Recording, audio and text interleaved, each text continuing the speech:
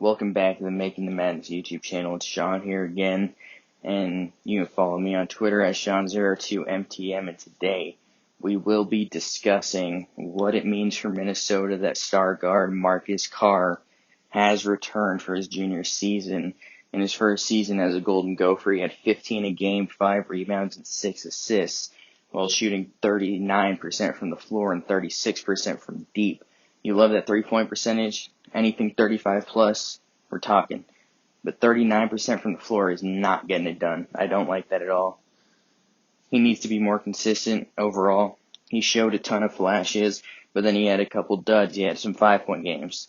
Below 10, anything below 10 is just not what you want from your star player. And even though Tudor is more of a star last season, they need Marcus Carr to be a star this season.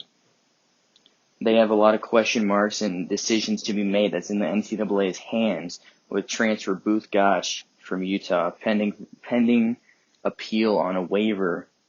He's a 6'7" guard who struggled last season with injuries and just playing well in general, but he's a high ceiling guy. He's from Minnesota. I think there's like a 98% chance he gets a waiver. Then you look at Liam Robbins. His uncle is on the coaching staff. Will that be enough to get him a waiver? He's from Iowa, where he went to Drake also.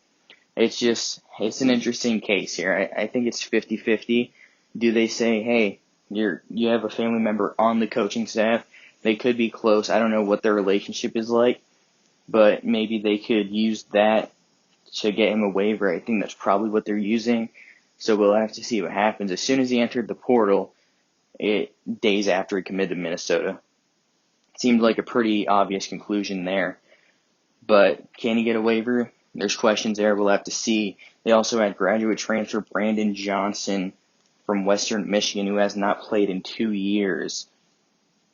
You know, he's an interesting player. 9 points a game, 5 rebounds.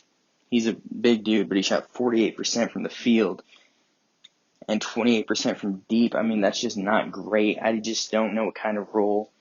I could see him being a guy who averages 25 a game and 8 points, or a guy who's not playing at all later in the season. Because you have a guy like Isaiah Ihnen from Germany, who's a sophomore now. He's a very good shooter. It seems like Pitino likes him quite a bit. I think he's going to have a really good season. I'm a big fan. He's a guy I could see breaking out big time this year. He's a pick and pop 4. Can even play some 5. I mean, I just like what he does. And then you have Gabe Kalsher, who's going to start probably at the 2. He struggled this season. He just didn't have a good sophomore season at all. He shot 41% from deep his freshman year, then 34% this year. But it was a noticeable difference in his production. And then you had that game against Maryland where he collapsed at the free throw line down the stretch. And then Daryl Morcell hit the game-winning 3. It's just one of those things. He has one of those rhythm jump shots where if he can make 2, he might make 9. But if he misses 2, he might miss 10. He's just such a rhythm shooter that I could see. I just think overall he needs to be more consistent. I think he could score 15 a game this year, and I wouldn't be remotely surprised. I just think that just develop your game as more than a shooter and be consistent while shooting if that's all you're going to do. Even though shooting's huge, you need to be more consistent. You need someone to pick up some of the scoring that Daniel Oturu is leaving, especially if Liam Robbins can't get a waiver. And then you had a guy like Jamal Mashburn Jr., who's a combo guard.